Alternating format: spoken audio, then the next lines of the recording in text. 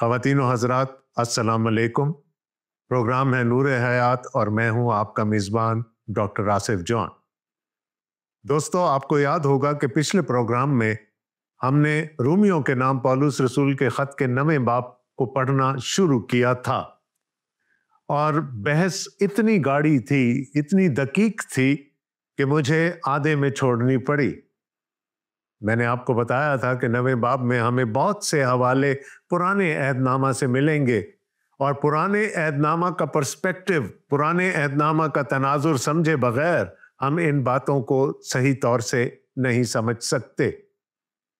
अगर मैं एक जुमले में बयान करना चाहूं कि पिछले प्रोग्राम में हमने क्या सीखा, तो वो ये होगा कि खुदा की बादशाही पर, जिसको उर्फ़ आम में जन्नत कहा जाता है, किसी का, और मैं फिर कह रहा हूं, किसी का कोई मौरूसी हक नहीं है।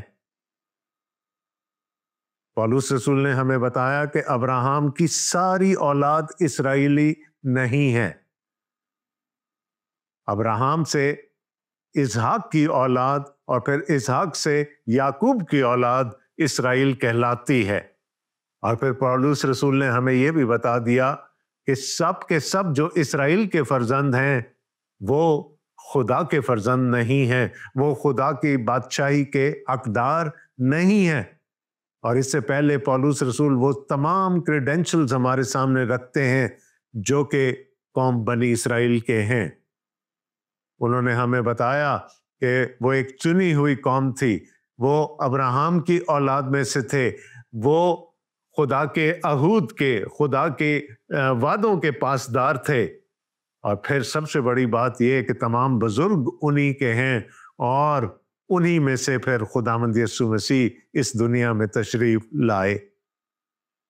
ये सारे क्रेडेंशियल्स रखते हुए भी पौलुस रसूल ने हमें बताया कि हर वो कोई जो इस्राएल की औलाद है, जो याकूब की औलाद है, वो इस्राएली नहीं है, यानी वो खुदा की बादशाही का हिस्सा नहीं है। मैंने आपको पिछले प्रोग्राम में बताया था कि इस्राएल खुदा की बादशाही का इस्तिआरा भी है और हमें इस्राएल के ये तमाम मानी अपनी जहन में रखने पड़ेंगे अगर हम इन अबवाब को बेहतर तौर पर समझना चाहते हैं। दोस्तों, पिछली दफ़ा हमने 9वें बाब की 9वीं आयत पर जाकर बहस को ख़त्म किया था, जिसमें लिखा था, क्योंकि वादा का कौल ये है कि मैं इस वक्त के मुताबिक आऊँगा और सारा के बेटा होगा। एक दफ़ा फिर याद दहानी करा दूं कि जब भी बाइबल की किसी कहानी में औरत फोरफ्रंट पर आ जाती है, औरत सामने आ जाती है, तो उस कहानी का ताल्लुक लामहला रिडेम्पशन से, मखलसी से, नजात से होता है। सारा का बेटे का क्या मतलब है कि ये वो वादा का फर्जंद होगा जिससे कि खुदा की नजात का टाइम टेबल, खुदा की नजात का मंसूबा आगे बढ़ेगा। आगे चलने से पहले आइए हम अपने आज के हवाले का मुतालिया कर लें। मेरी मुराद है रोमियो के नाम पौलुस रसूल का ख़त, उसका 9वां बाब और उसकी 10वीं आयत से लेकर 18वीं आयत तक। खुदावंद के कलाम में लिखा है, और सिर्फ यही नहीं बल्कि रिबका भी एक शख्स यानी हमारे बाप इसहाक से हामला थी, और अभी तक ना तो लड़के पैदा हुए थे और ना उन्होंने नेकी या बदी की थी कि उससे कहा गया कि बड़ा छोटे की खिदमत करेगा, ताकि खुदा का इरादा जो बरगुज़ीदगी पर मौकूफ है अमाल पर मबनी ना ठहरे बल्कि बुलाने वाले पर। चुनाचे लिखा है कि मैंने याकूब से तो मोहब्बत की मगर ईसाऊ से नफरत। बस हम क्या कहें, क्या खुदा के हाथ बेइंसाफी है? हरगिज नहीं, क्योंकि वो मूसा से कहता है कि जिस पर रहम करना मंजूर है उस पर रहम करूंगा, और जिस पर तरस खाना मंजूर है उस पर तरस खाऊंगा। बस ये ना इरादा करने वाले पर मुनहसर है, ना दौड़ धूप करने वाले पर, बल्कि रहम करने वाले खुदा पर। क्योंकि किताब मुकद्दस में फिरौन से कहा गया कि मैंने इसलिए तुझे खड़ा किया है कि तेरी वजह से अपनी कुदरत जाहिर करूं, اور میرا نام تمام روئے زمین پر مشہور ہو، بس وہ جس پر چاہتا ہے رحم کرتا ہے اور جسے چاہتا ہے اسے سخت کر دیتا ہے۔ خدا ان کے کلام کا پڑھا اور سنا جانا ہم سب کے لیے باعث برکت ہو، آمین۔ پولس رسول اب اس پرانے عہد نامہ کی کہانی کو آگے بڑھا رہے ہیں۔ 10ویں آیت میں وہ کہتے ہیں، اور صرف یہی نہیں بلکہ ربکا بھی، کیا نہیں، کہ سارا کے بیٹے کی خوشخبری دی گئی تھی کہ آئندہ سال بہار میں تیری بیوی سارا سے ایک بیٹا ہوگا۔ اور پولس رسول کہتے ہیں یہیں پر کام رک نہیں گیا، بلکہ ایک اور خاتون جس کا نام ربکا تھا اور جس کو ہم اسحاق کی بیوی کے طور پر جانتے ہیں، اس سے بھی کچھ کہا گیا۔ اور صرف یہی نہیں بلکہ ربکا بھی ایک شخص یعنی ہمارے باپ اسحاق سے حاملہ تھی۔ ہمیں یہ کہانی بھی بہت اچھی طرح معلوم ہے کہ کیسے ربکا اسحاق کے ازدواج میں آئی اور پھر خداوند نے ان کو اولاد کی برکت دی، اگرچہ کچھ عرصے کے بعد، کچھ آزمائش کے بعد دی، لیکن خدا نے ان کو جڑواں بیٹے عطا کیے۔ اور ابھی تک نہ تو لڑکے پیدا ہوئے تھے اور نہ انہوں نے نیکی یا بدی کی تھی کہ اس سے کہا گیا کہ بڑا چھوٹے کی خدمت کرے گا۔ دوستو ایک دفعہ پھر غور کیجئے گا، اسحاق سے نہیں کہا گیا، ربکا سے کہا گیا۔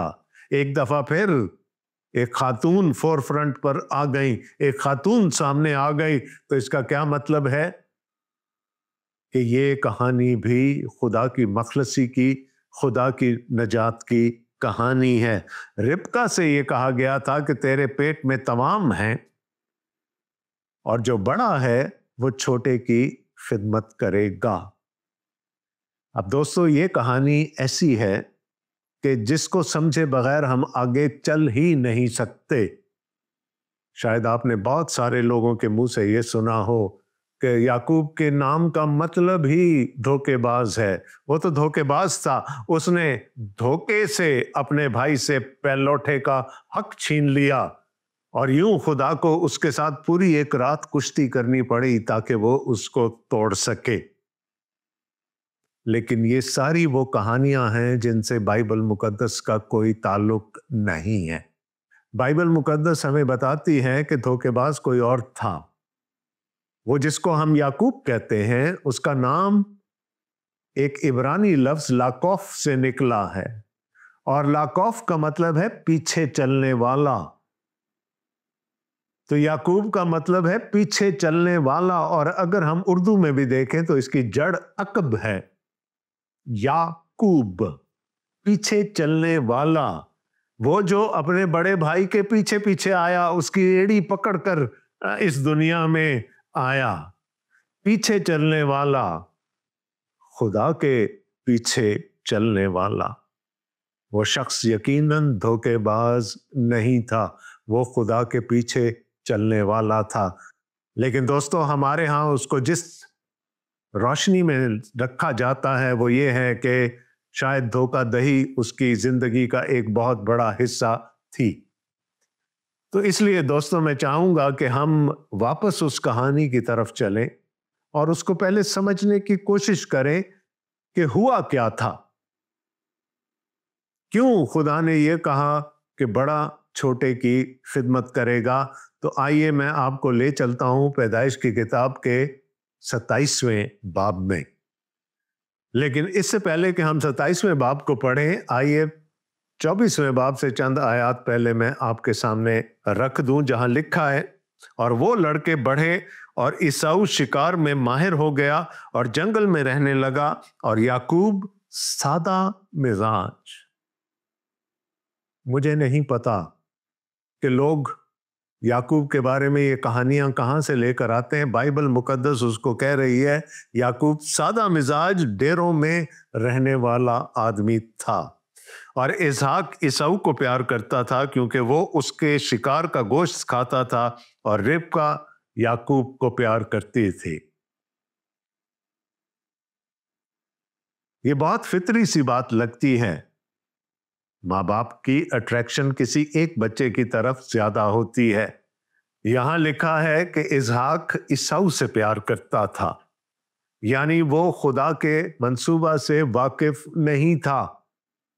وہ منصوبہ جو خدا نے ربقہ پر آشکار کیا تھا کہ بڑا چھوٹے کی خدمت کرے گا، وہ عیساؤ کو پیار کرتا تھا، اور ربقہ خدا کی اس نبوت کے مطابق یعقوب سے پیار کرتی تھی۔ اور لکھا ہے کہ یعقوب نے دال پکائی اور عیساؤ جنگل سے آیا اور بے دم ہو رہا تھا، اور عیساؤ نے یعقوب سے کہا کہ یہ جو لال لال ہے مجھے کھلا دے، کیونکہ میں بے دم ہو رہا ہوں۔ اسی لیے اس کا نام ادوم بھی ہو گیا۔ تب یعقوب نے کہا تو آج اپنے پہلوٹے کا حق میرے ہاتھ بیچ دے۔ عیساؤ نے کہا دیکھ میں تو مرا جاتا ہوں، پہلوٹے کا حق میرے کس کام آئے گا؟ تب یعقوب نے کہا کہ آج ہی مجھ سے قسم کھا۔ اس نے اس سے قسم کھائی اور اس نے اپنا پہلوٹے کا حق یعقوب کے ہاتھ بیچ دیا۔ اب آپ دیکھیے گا کہ عیساؤ کا خدا اس کا پیٹ ہے، اسے اپنی بھوک نہیں برداشت ہو رہی، اس حد تک وہ چلا گیا کہ اس نے اپنے پہلوٹے کا حق بیچ دیا۔ تو اگر خدا نے یہ کہا تھا کہ بڑا چھوٹے کی خدمت کرے گا، تو خدا کو پہلے سے معلوم تھا کہ عیساؤ کس نیچر کا بندہ ہوگا اور عیساؤ کیا کرے گا۔ اس نے اپنے پہلوٹے کا حق صرف ایک پلیٹ دال کے لیے بیچ دیا۔ دوستو، اس پس منظر کے ساتھ اب اس کہانی کو ہم 27ویں باب سے آگے چلائیں گے، اور 27ویں باب کی پہلی آیت میں لکھا ہے جب اسحاق ضعیف ہو گیا اور اس کی آنکھیں ایسی دھندلا گئیں کہ اسے دکھائی نہ دیتا تھا، تو اس نے اپنے بڑے بیٹے عیساؤ کو بلایا اور کہا اے میرے بیٹے۔ اس نے کہا میں حاضر ہوں۔ تب اس نے کہا دیکھ میں تو ضعیف ہو گیا اور مجھے اپنی موت کا دن معلوم نہیں، سو اب تو ذرا اپنا ہتھیار، اپنا ترکش اور اپنی کمان لے کر جنگل کو نکل جا اور میرے لیے شکار مار لا، اور میری حسب پسند لذیذ کھانا میرے لیے تیار کر کے میرے آگے لے آ، تاکہ میں کھاؤں اور اپنے مرنے سے پہلے دل سے تجھے دعا دوں۔ اب یہاں پر چند چیزیں غور طلب ہیں۔ سب سے پہلے اسحاق کی ضعیفی کا ذکر کیا گیا، اس کی آنکھوں کے دھندلا جانے کا ذکر کیا گیا۔ اور دوستو، یہاں پر ہمارے لیے ایک پیغام ہے کہ نہ صرف اس کی جسمانی نظر دھندلا گئی تھی، اس کی روحانی نظر بھی دھندلا چکی تھی۔ یا تو اس کو اس وعدے کا علم نہیں تھا جو خدا نے ربقہ سے کیا تھا کہ بڑا چھوٹے کی خدمت کرے گا، اور یا اس کو علم تھا تو بھی وہ اس کو بھول گیا اپنی ضعیفی کی وجہ سے، یا اس نے خدا کے اس وعدہ کو نظر انداز کر دیا۔ تو ہمیں یہاں پر یہ نظر آتا ہے کہ صرف اس کی جسمانی نظر ہی ضعیف نہیں ہوئی تھی، اس کی روحانی نظر بھی دھندلا چکی تھی۔ اس نے خدا کے منصوبہ کے اگینسٹ جا کر اپنے بیٹے عیساؤ کو برکت دینا چاہی، اور یہاں پر پھر کھانے کا ذکر آ گیا۔ عیساؤ نے کھانے کے لیے اپنا پہلوٹے کا حق بیچ دیا، اور یہاں پر اسحاق نے کھانے کی شرط رکھ دی برکت دینے کے لیے۔ آگے لکھا ہے جب اسحاق اپنے بیٹے عیساؤ سے باتیں کر رہا تھا تو ربقہ سن رہی تھی، اور عیساؤ جنگل کو نکل گیا کہ شکار مار کر لائے۔ تب ربقہ نے اپنے بیٹے یعقوب سے کہا کہ دیکھ میں نے تیرے باپ کو تیرے بھائی عیساؤ سے یہ کہتے سنا کہ میرے لیے شکار مار کر لذیذ کھانا میرے واسطے تیار کر، تاکہ میں کھاؤں اور اپنے مرنے سے پیشتر خداوند کے آگے تجھے دعا دوں۔ سو آئے میرے بیٹے، اس حکم کے مطابق جو میں تجھے دیتی ہوں میری بات کو مان، اور جا کر ریوڑ میں سے بکری کے 2 اچھے اچھے بچے مجھے لا دے، اور میں ان کو لے کر تیرے باپ کے لیے اس کی حسب پسند لذیذ کھانا تیار کر دوں گی، اور تو اسے اپنے باپ کے آگے لے جانا تاکہ وہ کھائے اور اپنے مرنے سے پیشتر تجھے دعا دے۔ تب یعقوب نے اپنی ماں ربقہ سے کہا دیکھ میرے بھائی عیساؤ کے جسم پر بال ہیں اور میرا جسم صاف ہے، شاید میرا باپ مجھے ٹٹولے تو میں اس کی نظر میں دغاباز ٹھہروں گا اور برکت نہیں بلکہ لعنت کماؤں گا۔ کیا کوئی دھوکے باز شخص اس قسم کی بات کر سکتا ہے؟ یعقوب اپنے باپ کو دھوکہ نہیں دینا چاہتا، وہ تو اپنی ماں کی بات کو پورا کر رہا ہے۔ جس طرح سے اس کو اس کی ماں نے بتایا، اس نے اس بات کو پورا کیا۔ اور ماں کس کی بات کا مان رکھ رہی ہے؟ اپنے شوہر کی بات کا یا اپنے خدا کی بات کا؟ اس کو پتا ہے کہ خدا کیا فیصلہ کر چکا ہے۔ خدا نے یہ کہہ دیا ہے کہ بڑا چھوٹے کی خدمت کرے گا، تو وہ جانتی ہے کہ اس کا شوہر اتنی آسانی سے یعقوب کو برکت دے گا نہیں، اس لیے اس کو یہ تمام ڈرامہ رچانا پڑا۔ اور یہاں پر ہم دیکھتے ہیں کہ اس نے اپنے بیٹے یعقوب سے کیا کہا؟ بکریوں کے 2 چھوٹے بچے میرے پاس لے آ تاکہ میں ان کو ذبح کر کے تیرے باپ کے لیے اس کا من پسند کھانا بنا سکوں۔ دوستو، ابھی شریعت نہیں آئی، شریعت کا نزول ابھی دور ہے، لیکن شریعت میں کیا کہا گیا کہ یوم کفارہ پر، جس دن تمام امت کے گناہوں کے لیے کفارہ دینا ہوتا تھا، سردار کاہن 2 بکرے چنا کرتا تھا۔ ایک بکرا خدا کے حضور قربان کیا جاتا تھا اور دوسرے کے سر پر ہاتھ رکھ کے اور پوری امت کا گناہ اس پر ٹرانسفر کر کے اس کو جنگل میں چھوڑ دیا جاتا تھا۔ اور اس کے بعد کیا ہوتا تھا؟ اس کے بعد سردار کاہن کھڑا ہو کر پوری امت کو، پوری جماعت کو برکت دیا کرتا تھا۔ یہاں پر اب دیکھیے، میں پھر کہہ رہا ہوں کہ ابھی شریعت نہیں آئی، لیکن ربکا نے کیا کیا؟ اس نے کہا بکری کے 2 چھوٹے چھوٹے بچے میرے پاس لے آ، میں ان کو تیرے باپ کے لیے پکاؤں گی اور تو اپنے باپ کے پاس لے کر جانا، اور جیسا کہ یوم کفارہ پر سردار کاہن برکت دیا کرتا تھا، تیرا باپ تجھ کو برکت دے گا۔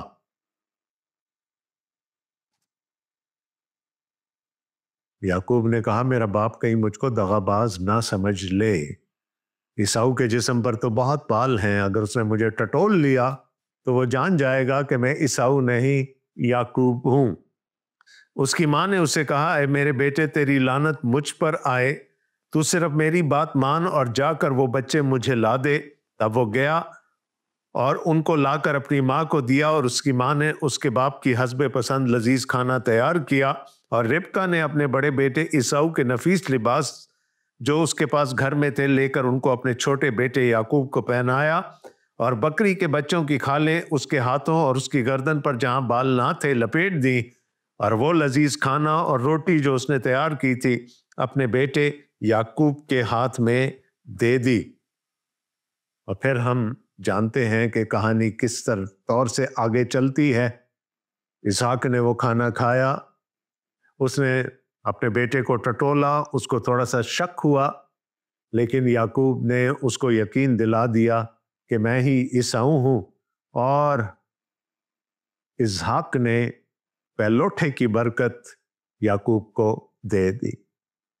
لیکن یاد رکھیے گا، یہ فیصلہ نہ ربکا کا تھا، نہ اسحاق کا تھا، نہ یعقوب کا تھا، یہ فیصلہ خدا پہلے سے ہی کر چکا تھا کہ بڑا چھوٹے کی خدمت کرے گا۔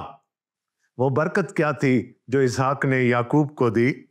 میں 27ویں آیت سے آپ کے لیے پڑھ رہا ہوں۔ اس نے پاس جا کر اسے چوما، جب اس نے اس کے لباس کی خوشبو پائی اور اسے دعا دے کر کہا دیکھو میرے بیٹے کی مہک اس کھیت کی مہک کی مانند ہے جسے خداوند نے برکت دی ہو۔ خدا آسمان کی اوس اور زمین کی فربہی اور بہت سا اناج اور میں تجھے بخشے، قومیں تیری خدمت کریں اور قبیلے تیرے سامنے جھکیں، تو اپنے بھائیوں کا سردار ہو اور تیری ماں کے بیٹے تیرے آگے جھکیں، جو تجھ پر لعنت کرے وہ خود لعنتی ہو اور جو تجھے دعا دے وہ برکت پائے۔ تو یعقوب کو اس کا حصہ مل گیا، اس کو اپنے باپ سے برکت مل گئی، اب اس کے بعد کیا ہوا کہ عیساؤ واپس آتا ہے، اور ہم کہانی کو 30ویں آیت سے آگے بڑھا رہے ہیں۔ جب اسحاق یعقوب کو دعا دے چکا اور یعقوب اپنے باپ اسحاق کے پاس سے نکلا ہی تھا کہ اس کا بھائی عیساؤ اپنے شکار سے لوٹا۔ وہ بھی لذیذ کھانا پکا کر اپنے باپ کے پاس لایا۔ اس نے اپنے باپ سے کہا، میرا باپ اٹھ کر اپنے بیٹے کے شکار کا گوشت کھائے تاکہ دل سے مجھے دعا دے۔ اس کے باپ اسحاق نے اسے پوچھا کہ تو کون ہے؟ اس نے کہا، میں تیرا پہلوٹا بیٹا عیساؤ ہوں۔ اب یہ دیکھ لیجئے گا کہ دھوکے باز کون ہے۔ اپنے پہلوٹے کا حق وہ پہلے ہی بیچ چکا یعقوب کے ہاتھ، اور یہاں اپنے باپ کو کیا کہہ رہا ہے؟ میں تیرا پہلوٹا بیٹا عیساؤ ہوں۔ تب تو اسحاق بشدت کانپنے لگا، اور اس نے کہا، پھر وہ کون تھا جو شکار مار کر میرے پاس لے آیا، اور میں نے تیرے آنے سے پہلے سب میں سے تھوڑا تھوڑا کھایا اور اسے دعا دی، اور مبارک بھی وہی ہوگا۔ عیساؤ اپنے باپ کی باتیں سنتے ہی بڑی بلند اور حسرتناک آواز سے چلا اٹھا اور اپنے باپ سے کہا، مجھ کو بھی دعا دے، اے میرے باپ، مجھ کو بھی۔ اس نے کہا، تیرا بھائی دغا سے آیا اور تیری برکت لے گیا۔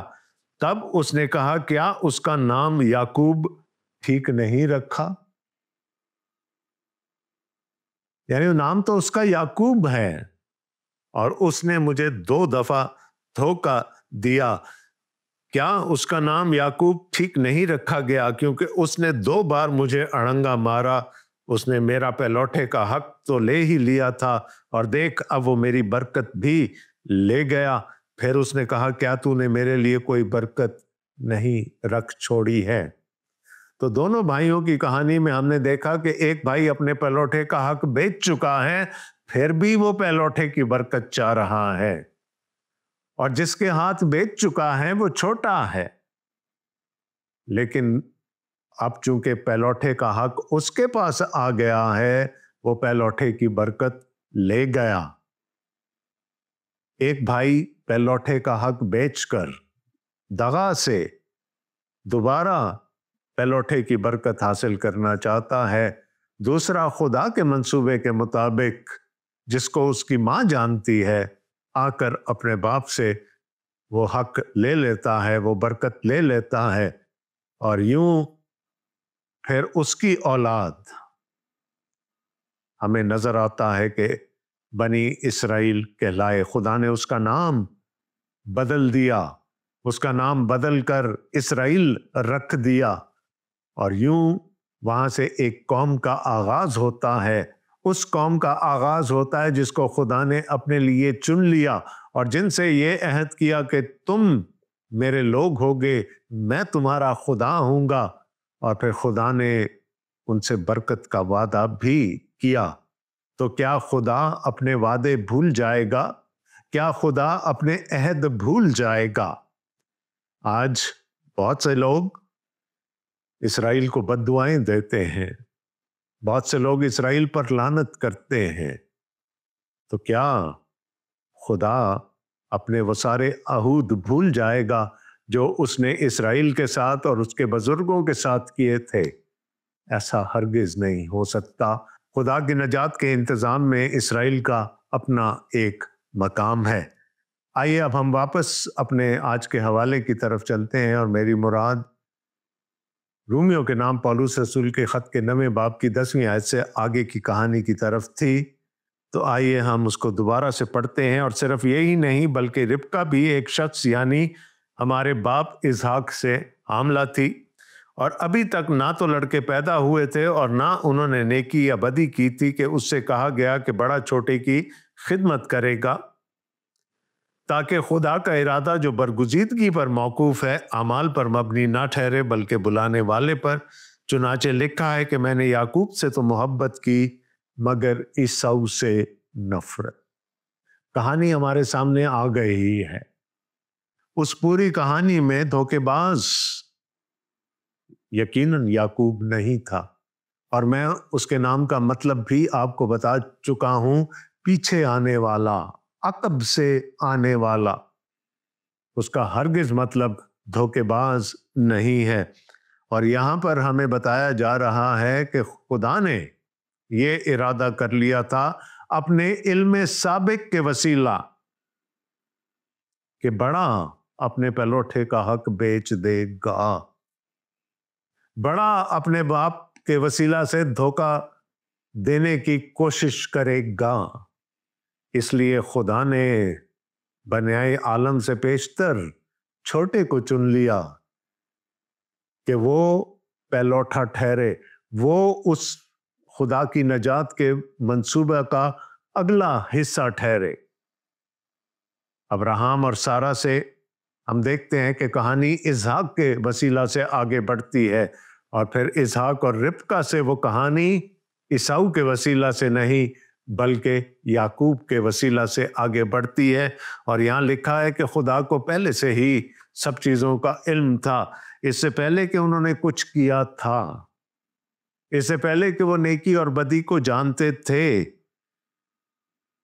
خدا نے پہلے سے کہہ دیا کہ بڑا چھوٹے کی خدمت کرے گا، کیونکہ خدا علیم کل ہے، وہ جانتا ہے کہ کیا ہوگا۔ اس کا یہ مطلب ہرگز نہیں ہے کہ خدا نے عیساؤ کے ہاتھ اور پیر باندھ دیے تھے کہ اب یہ کوشش بھی کرے تو دوبارہ پہلوٹا نہیں کہلا سکتا۔ خدا نے انسان کو آزاد مرضی عطا کی ہے، لیکن خدا علیم کل ہے، وہ جانتا ہے کہ کون کیا کرے گا، اور اس کے مطابق خدا نے پھر ہر ایک کے لیے ٹھہرا دیا کہ وہ کس مقام پر ہوگا۔ چنانچہ لکھا ہے کہ میں نے یعقوب سے تو محبت کی مگر عیساؤ سے نفرت۔ دوستو، یہ ایک اور ایسی آیت ہمارے سامنے آ گئی جو پرانے عہد نامہ سے ایک کوٹیشن ہے، اور پھر پرانے عہد نامہ کا تناظر سمجھنے بغیر، اس کا پس منظر سمجھے بغیر ہم اس کو بھی نہیں سمجھ سکتے۔ اور مجھے یہ بتایا جا رہا ہے کہ اب وقت ختم ہو گیا، تو دوستو مجبوری ہے، ایک ہفتہ انتظار کرنا پڑے گا تاکہ ہم اس آیت کو کہ میں نے یعقوب سے تو محبت کی مگر عیساؤ سے نفرت کی، ہم اس کے تناظر میں دیکھ سکیں۔ میری دعا ہے کہ ہم سب خدا کے حفظ و امان میں رہیں، ہم سب ایک دوسرے کے لیے ترقی کا، تسلی کا باعث ٹھہرتے رہیں، اور خدا کے کلام کا صحیح علم رکھتے ہوئے اس پر عمل کرتے رہیں۔ آمین۔ اپنے میزبان ڈاکٹر آصف جان کو نور حیات کے سیٹ سے اجازت دیجیے گا۔ خدا حافظ۔